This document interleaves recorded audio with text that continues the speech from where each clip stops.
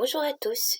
C'est audio aujourd'hui pour vous présenter la dynamique astrologique de la pleine lune du 26 mai, qui sera la première pleine lune de la saison, on va dire, estivale. Et c'est une pleine lune qui revêt une dynamique particulière parce qu'elle est marquée par une éclipse. Et cette éclipse ne sera pas visible chez nous en France. Elle sera visible en fait en Océanie, sur Hawaï, en Asie de l'Est et aussi en Antarctique, plutôt sur l'aspect Pacifique également. Et c'est une éclipse lunaire qui coïncide en fait avec l'approche la plus proche de la Lune par rapport à la Terre, ce qui est en fait une éclipse appelée une éclipse de supermoon, une grosse lune, une lune gigantesque. Et à noter aussi que c'est une lune qui a tendance à être rougeâtre par effet d'optique. Voilà. Donc, une pleine lune qui revêt quand même un caractère spécial puisque une éclipse, elle est éclipsée par le nœud nord et le nœud sud en astrologie tropicale qui sont situés sur l'axe Gémeaux-Sagittaire. Et ce qu'il faut savoir, c'est que ces éclipses sont des événements cosmiques dynamiques qui justement activent les nœuds lunaires. Ces nœuds lunaires qui sont donc maintenant proches du Soleil et qui seront proches de la Lune en Sagittaire à ce moment-là. Et justement, je voudrais un petit peu vous parler de cette dynamique en vigueur et puis comment est-ce que ça va nous impacter d'un point de vue général et aussi les signes les plus touchés et aussi l'approche plus mondiale, on va dire, parce que c'est quand même la mise en route d'un karma d'une nord, on va dire. Le karma, j'aime bien ce mot parce que j'ai moi-même vécu en Inde et j'ai étudié beaucoup l'astrologie védique. Et il est vrai que les conjonctions à Rahu et Ketu, comme on les appelle en sanskrit dans l'astrologie védique, sont des points tournants, on va dire. Ce sont des moments euh, où une nouvelle dynamique se met en marche pour le collectif. Et donc, on doit s'aligner d'un point de vue individuel avec le nœud sud proche de la lune natale et lâcher, abandonner des choses derrière soi. Donc, ici, en astrologie tropicale, le soleil sur l'axe Gémeaux est proche du nœud nord, la lune proche du Sagittaire, et les dynamiques en présence nous poussent à extérioriser les éléments Gémeaux, si vous voulez, d'un point de vue collectif et aussi personnel, évidemment.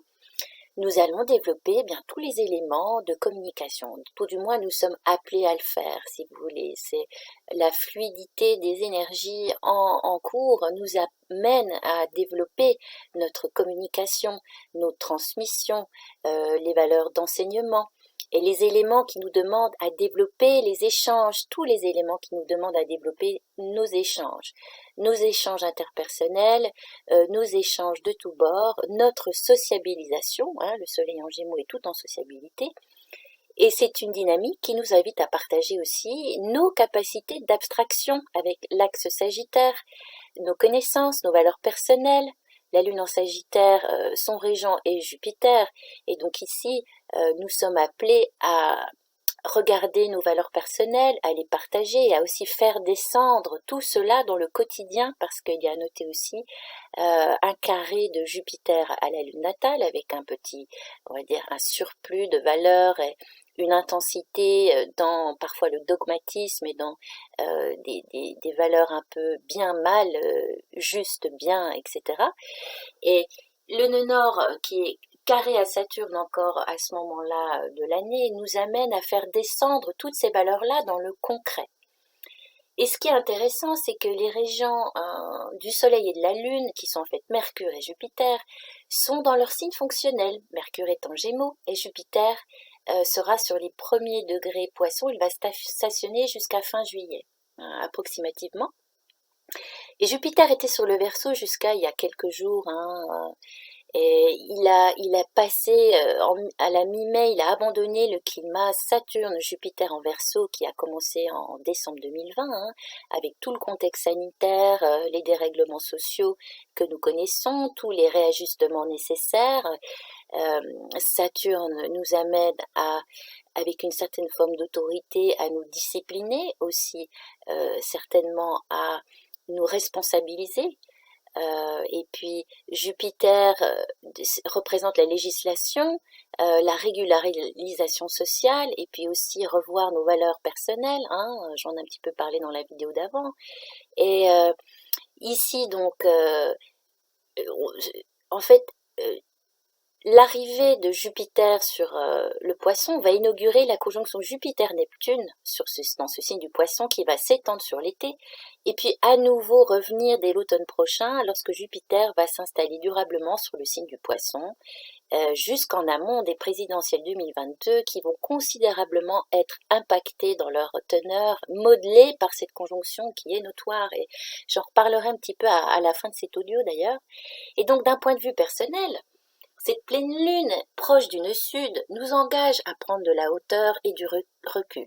Alors évidemment, ce que je dis, c'est très personnel parce que pour savoir les tenants et aboutissants très personnels pour vous, il vous faut connaître votre thème natal et c'est pour cela que c'est toujours bien de faire son thème natal ou de faire une étude des transits en voie sur le moment pour comprendre un petit peu d'un point de vue individuel comment ça s'organise par rapport à notre thème propre, notre thème natal.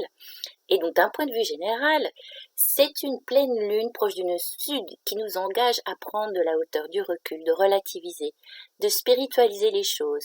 Car la fonction planétaire jupitérienne ici nous permet de philosopher et de voir vraiment l'ensemble, d'avoir une approche d'intégration de la société, du collectif, de voir les choses dans leur globalité, avec l'accent poisson humaniste de Jupiter qui arrive depuis mi-mai dans ce signe. Donc c'est à noter que les questions de santé collective sont toujours à l'heure du jour, hein. Et en parallèle, nous sommes appelés à plus de focalisation, nous sommes appelés à regarder les détails, à travailler avec la logique, le sens pratique, le pragmatique. Nous sommes appelés à développer nos échanges interpersonnels, donc vraiment la communication dans ce qu'elle peut avoir de plus concret au quotidien ou dans le contexte professionnel, que ce soit dans les relations de votre vie. Et je crois que ça va être un moment notoire pour pleinement apprendre à communiquer. Et puis aussi, nous sommes appelés à explorer notre côté joueur, peut-être futile, peut-être mondain. Hein, le soleil proche du nœud nord, c'est une invitation à expérimenter la vie sous toutes ses facettes en Gémeaux. On redécouvre le côté ludique de la vie. Ce nœud nord se nourrit de toute la richesse et de la diversité du monde. Donc il s'agit ici de retrouver des bases pragmatiques, simples, de réussir à traduire nos propres valeurs dans un langage quotidien, courant, apprendre à parler simplement, devoir se dépouiller dans notre communication, se dépouiller des hautes sphères, on va dire, théoriques de notre logique jupitérienne et de les réduire dans leur cadre, de résumer les choses, de simplifier et puis de les faire descendre dans la communication la plus fonctionnelle, avec spontanéité, et de concrétiser nos idéaux dans le quotidien, ce qui peut être un enjeu, je tiens à le dire, par rapport à ces carrés Jupiter-Lune qui seront en vigueur à cette pleine lune du 26 mai. Alors, le nœud sud, il nous appelle à un détachement, si vous voulez. En astrologie védique, c'est intéressant parce que ce nœud sud appelé Ketu, il correspond à la perte en fait. Il nous indique où dans notre vie nous devons nous défaire de certaines choses, où dans notre vie nous devons lâcher prise sur des schémas, on va dire psychologiques en nous, sur des tendances et les lâcher. Donc quand le nœud sud est proche du principe lunaire, de la lune, évidemment la symbolique lunaire va être mise en avant avec peut-être ces dysfonctionnements dont il faut se libérer. Donc, il pourrait s'agir ici pour certains de lâcher prise sur des certitudes, de laisser derrière des schémas de pensée dogmatiques, peut-être sclérosants, avec Jupiter carré à la Lune qui peut jeter de l'huile sur le feu. Nous sommes invités à mieux tenir compte des avis extérieurs, d'entrer dans une logique où prévaut l'échange, un élargissement des certitudes que l'on avait. Aussi, on peut voir un retour sur le passé parfois. Il pourrait y avoir une possibilité de devoir analyser des liens de causalité dans les relations. La Lune, c'est la planète du lien par excellence avec Vénus. Avec la Lune, on est vraiment dans les liens familiaux, les liens proches, les liens émotionnels. Et cela pourrait conduire à une catharsis émotionnelle, la libération des personnes, de certaines personnes dans sa vie, ou bien apporter des circonstances qui sont la cause d'une souffrance émotionnelle que l'on peut mieux analyser et choisir d'abandonner. Ça peut être parfois aussi un retour à d'anciennes relations affectives qui ont été perdues dans le passé, ou bien un retour aux racines familiales, ou bien aux anciens lieux d'existence qui conduisent à la sécurité, qui provoquent, enfin, dans les lieux dans lesquels on se sente bien. En tout cas, c'est un moment privilégié pour regarder les problèmes émotionnels anciens, non résolus, à la maison, dans la famille, et s'en libérer, se libérer des dépendances émotionnelles, des choses nocives, et puis pourquoi pas dans la communication, libérer des malentendus éventuels, quoi, avec des personnes proches, comme par exemple la mère, l'enfant, les parents, etc. Donc, en fonction du thème personnel, cela va nous impacter plus ou moins fortement. Les Gémeaux, les Sagittaires sont effectivement très influencés par cette dynamique, hein. La pleine lune va donner une intensité dans toute la dynamique dont j'ai parlé auparavant.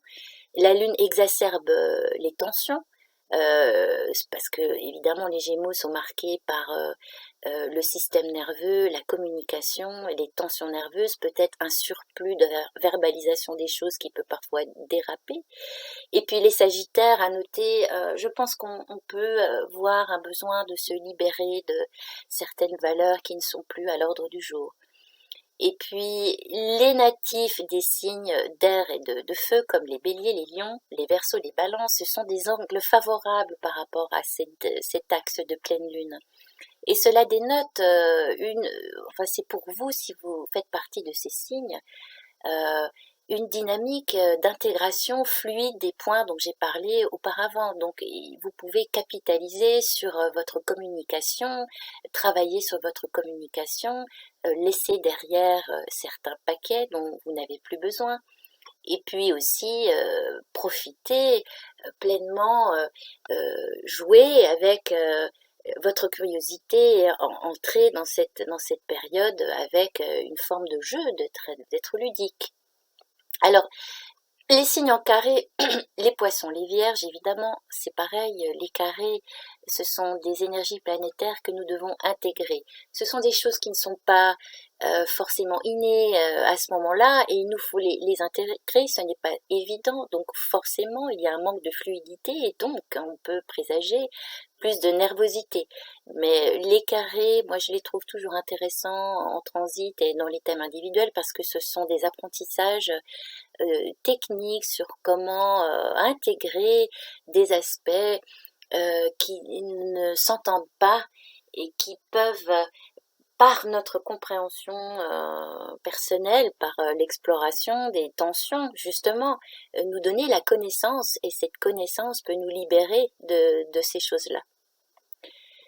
Alors, d'un point de vue collectif, c'est une pleine lune qui amorce la dynamique Jupiter qui rentre en Poisson, hein, la dynamique Jupiter-Poisson, et qui va aussi entrer en conjonction à Neptune. Nous en reparlerons plus tard dans une prochaine audio. Et en fait, on peut dire que depuis mi-mai, on est dans un changement de paradigme. Et je vous invite à observer d'ailleurs les nouvelles dynamiques qui se mettent en place pour vous personnellement dès la fin mai et pour les 2 mois à venir. Et cela pourrait être par exemple des propositions, des personnes qui entrent dans votre vie, des options d'expansion, des collaborations, toutes les choses neuves qui vous arrivent. Observez un petit peu tout ça, parce que ces dynamiques vont s'installer plus durablement à partir de l'automne 2021. Depuis la mi-mai et pour l'été 2021, l'univers plein d'émotions et d'empathie du Poisson arrive dans une société en souffrance. Et cela va être une vraie bouffée d'air frais, appréciable, avec tout de même l'influence encore très palpable du carré Saturne-Uranus qui dure, qui provoque des tensions, qui limite nos libertés, qui complique notre visibilité à long terme. Il peut être difficile de se projeter et de s'organiser pleinement en conscience toujours. Et après ce nouvel élan jupitérien, Jupiter reviendra en Verseau fin juillet 2021 pour finir son œuvre avec Saturne en Verseau, avec les dynamiques qui régissent les lois, la société, le monde administratif, la bureaucratie, le monde juridique.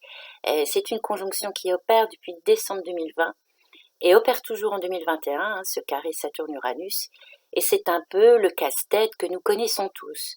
Jupiter qui arrive sur le signe empathique des Poissons nous appelle à être plus sensibles envers notre prochain, à s'intéresser à la culture, aux valeurs de la santé, le bien-être psychique en général, les grandes causes humanistes, sociales, justes, les masses populaires. À noter qu'avec Neptune en Poisson, les questions d'eau, d'inondation, les choses d'ordre émotionnel, religieuses, culturelles se trouvent intensifiées. Et la conjonction Jupiter-Neptune, comme je le disais il y a peu dans l'audio, intervient avant l'élection présidentielle 2022. Et ces élections sont un enjeu majeur avec ce cycle Jupiter-Neptune qui invite le monde politique et le pays à apporter des perspectives d'espérance durable. Jupiter et Neptune sont les symboles d'une forme de démesure à la hauteur d'une situation extrême, appelant des projets aux dimensions sociales, hors normes, utopiques, un petit peu de l'ordre des valeurs poissons. Et 2022 va être une année qui va contraindre la France à trouver de grands remèdes. Donc je préparerai une audio sur ce point par la suite quand j'ai le temps. Et j'espère que ce petit topo vous aide à mieux comprendre les dynamiques du moment et puis aussi va aider votre développement personnel. Et restez connectés si ces audios vous intéressent. Abonnez-vous à ma chaîne et puis je continuerai à en poster par la suite. Donc je vous souhaite le meilleur et je vous souhaite une très bonne fin de journée. À bientôt.